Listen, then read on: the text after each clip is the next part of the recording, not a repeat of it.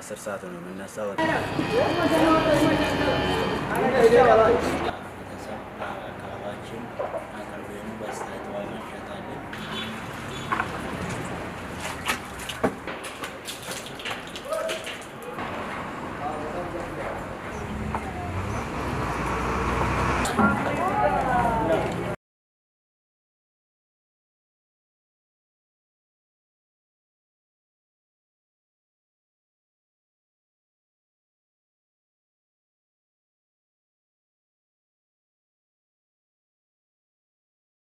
እሺ እኛ ባበር አክሳም ይባላል።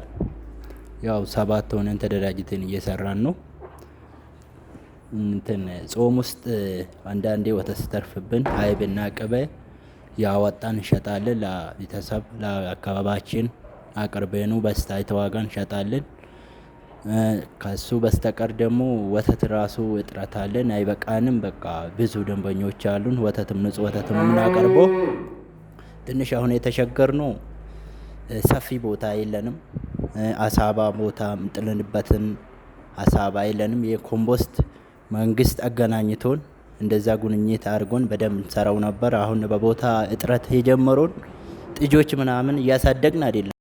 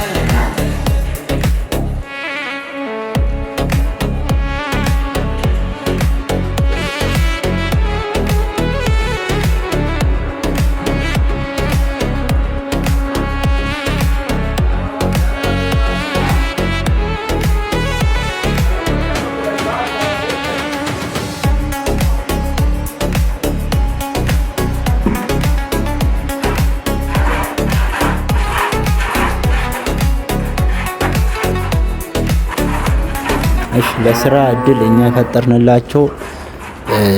ተቀጥሮ የሚሰሩ ራሱ 5 ናቸው። 2ቱ አላቢ ነው፣ አንዱ ወተት ሰፋሪ ነው። 5ኛው ደግሞ በየሰፈሩ እየዞረ ነው የማከፋፍለው እና 5ቱም በስነ ስርዓት እየሰሩ በቂ ደሞዝ አግኝተው ራሳቸውን የሚችሉበት ነው። ይሄ ነው። ለወጣቶች ደግሞ መልእክት ማስተላለፍላቸው ስራን እንዲሰሩ፣ ይሄ ከብት ተደራጅቶ በየቦታው መስራት፣ ዶሮን፣ ከብት እርባታ፣ ጥጆቹን ትንሽ ወይፈኖች እየገዙ እየቀለቡ መሸጥ፣ የከሳ ከብት በየቦታ እየዞሩ ገዝቶ ቀልቦ መሸጥ፣ እሱን ያዋጣል።